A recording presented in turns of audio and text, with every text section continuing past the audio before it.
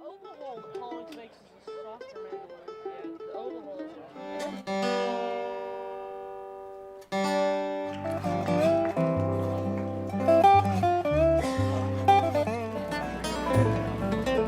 Yeah, let's do that.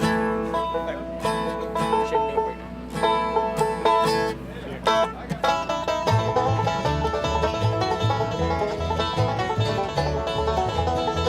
This music is my life. This music is who I am, what I plan to be.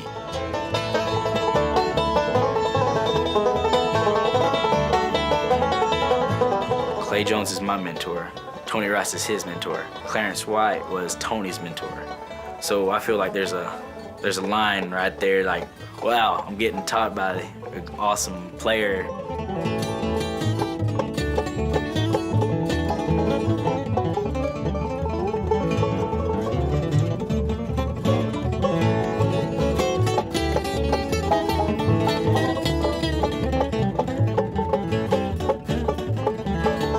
I see that if they can ever harness that energy for peaceful purposes, he is going to be dangerous.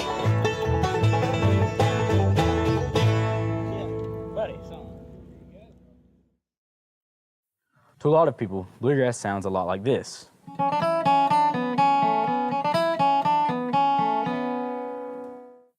It is so much more than that.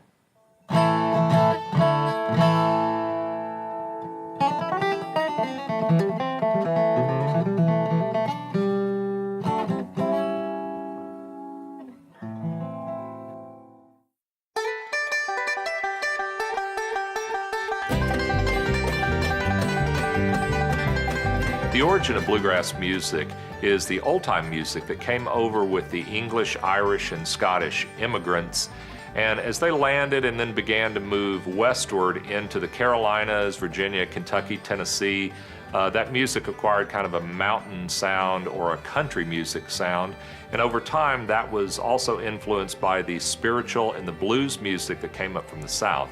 And the sound today that we recognize as bluegrass music really originated in about the mid-1940s when Bill Monroe and his band, the Bluegrass Boys, which included Lester Flatt and Earl Scruggs, stepped on the stage at the Grand Ole Opry in the mid-1940s, and that's the sound we recognize today as bluegrass music.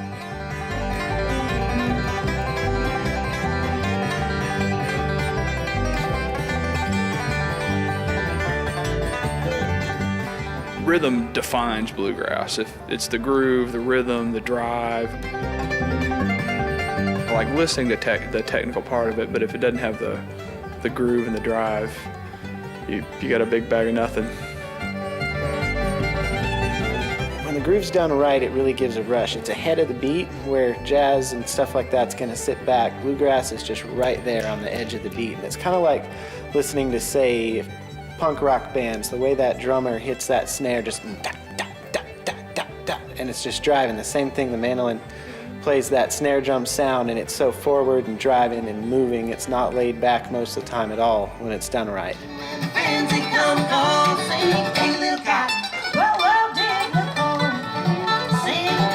It's got an energy and a drive, and you just say, I love that, I want to do it.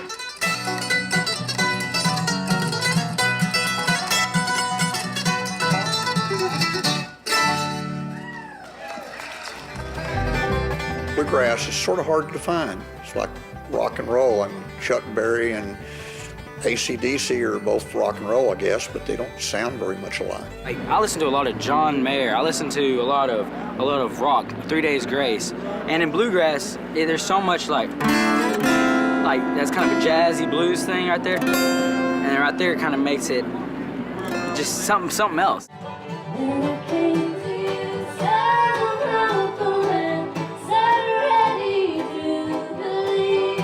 I think there's a huge amount of soul in bluegrass. It's a very real and honest form. It's a pure form of music. It doesn't shy away. I think in rock and pop there are certain taboos that you can't discuss, almost like there's certain things you can't say, and in bluegrass music it's okay for you to sing about how you feel about your mom and dad, or very real emotions, raw emotions.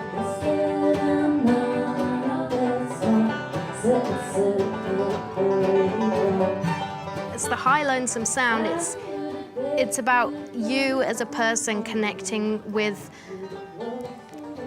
something bigger and something that isn't kind of tangible. I can always find stuff in this music we can learn myself.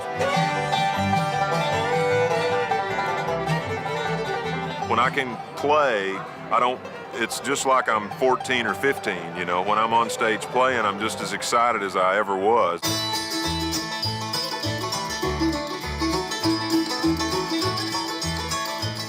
I just love this type of music, and the main reason is just the fans and the people and having the interaction with them that you're able to playing bluegrass music is an awesome thing. Here in bluegrass, you see a lot of family bands, and a lot of them are brothers and sisters, mothers and fathers, and they'll come together and they'll have this certain connection that is different from a normal band. And it's just really awesome to see that.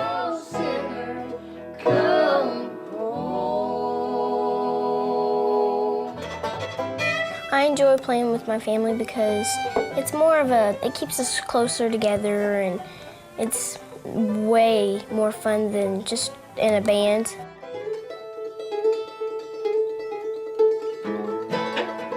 Bluegrass music is normally played with guitar, dobro, mandolin, bass, and banjo, and fiddle. There's an authenticity and an honesty to the music, and the people will, they're very dedicated to the music and dedicated fans. We call our fans the Ragers, and so it's exciting to be able to see these people that are so familiar to us, but it's also fun to introduce the music to new people.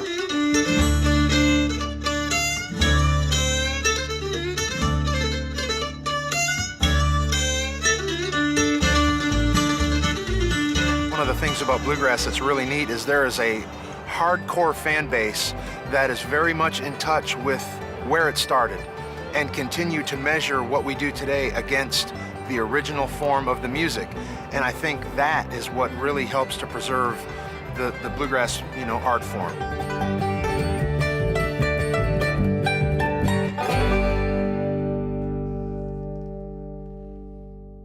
Losing your mother is very emotional.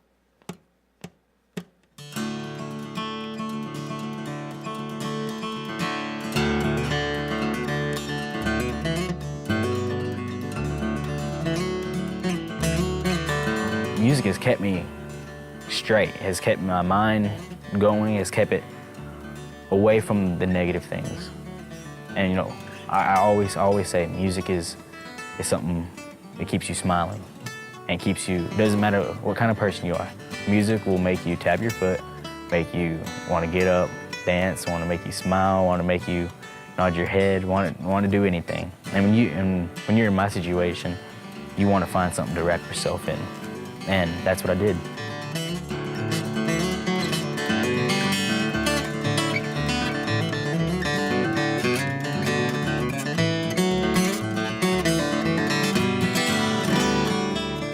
My grandfather, he first got me into playing bluegrass. He was reading some kind of newspaper or article on Pearl Bluegrass Music Jam every month. And he said, let's go and get out there and check it out. We went there, and all of a sudden there's all these people, probably 15 instruments, and you see them going really fast, and it's just so much energy. And being a little kid, more energy, more stimulating is a lot of fun. We first noticed he even had a talent for music when he was a little bitty guy. My mother was holding him and he was about 4 months old. And when the music started, she couldn't even hold him. He was bouncing so hard. And then we went to a bluegrass festival, and he was just captivated with that music. Early on, a friend told me just make the instruments available and kind of leave him alone. And so I've made the instruments available. He has all the bluegrass instruments, banjo, dobro. He plays 4 of them at this point. And I see to it that he gets to go and play music with other musicians. High school football in Texas is really big and very intense. And I had to make a decision going into high school. I had to make a decision, do I want to keep playing football, hurting myself, and risking the fact that I have these that I have to play music. And I didn't think it was worth it. I had too many opportunities in music to throw it all away playing football.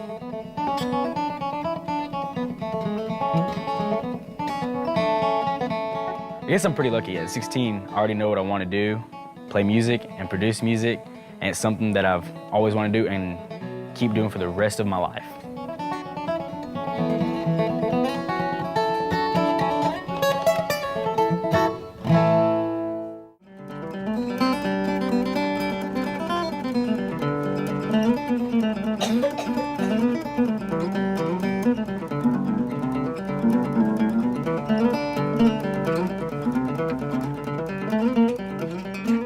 You can't think of bluegrass without thinking of bluegrass festivals. And right now I'm here in Arlington, Texas, and right behind me is a band getting ready to perform. And they're getting sound checked, and they're doing what you do before you show. And here in a bit, this place is gonna be packed. It's gonna be a lot of energy. And it's gonna be a lot of fun, and that's what bluegrass is about.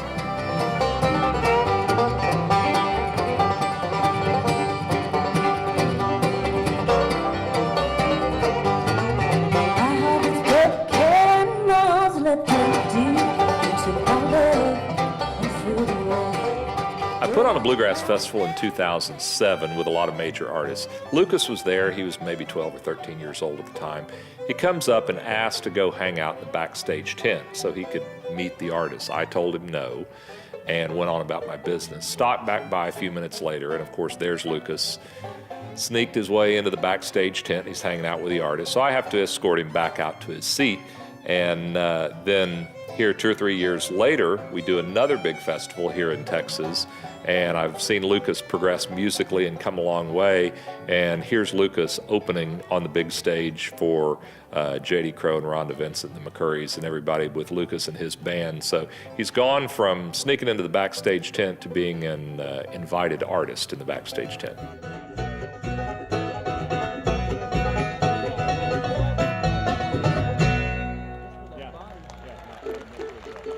Thank you all so very much.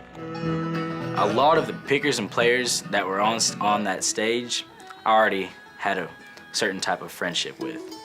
And to be able to say I was on the same stage as people I look up to is an awesome, amazing feeling. Once you've gone to one bluegrass festival, it's like you can't wait to get back. You see a lot of the same people. You become very familiar with the bands. You know, if you're a musician, it's a chance to jam. You know, it's just fun. I always hate for a bluegrass festival to end.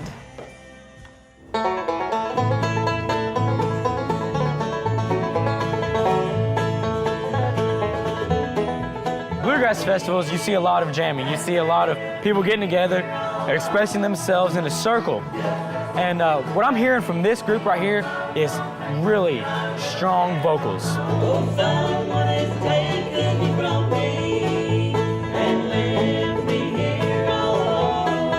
So you can get over there, do this, and get in that beat like that, and tap your foot. And I guarantee you, I don't even have to look. I know one of them is smiling. At least I hope so.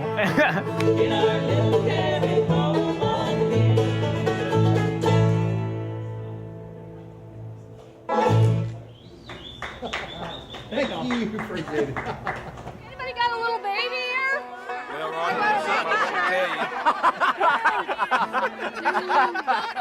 Usually things run very smoothly, but occasionally something can happen, like this last fall at the Farmers Branch Festival, when the power generator that was running the stage sound and lighting system went out in the middle of Rhonda Vincent's set.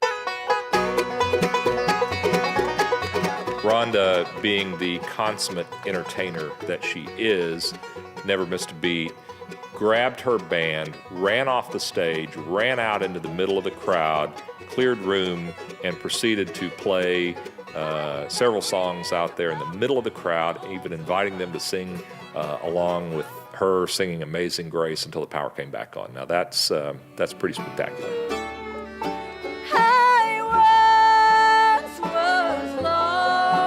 But now I'm found.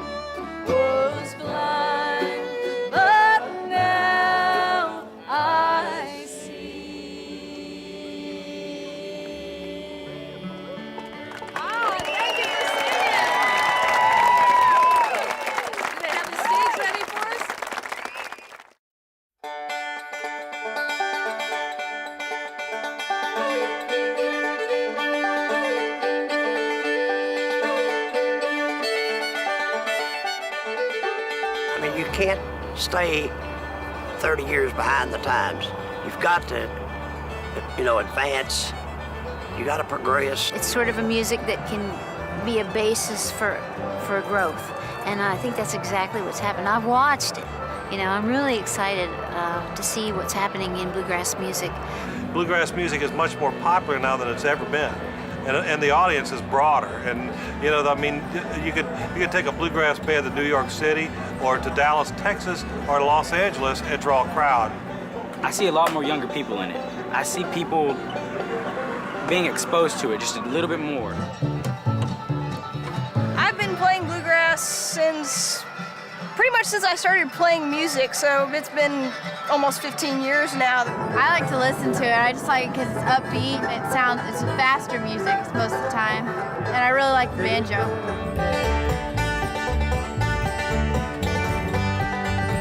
In order for the music to live on and keep going, that's what we need is young people's interpretation of it.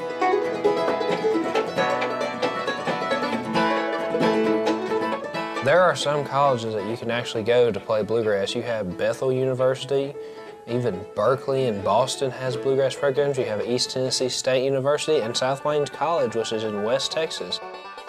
And hopefully one day I'll be able to go to these colleges where I can not only study and get a major in something, but I can also study and play bluegrass the entire time I'm there.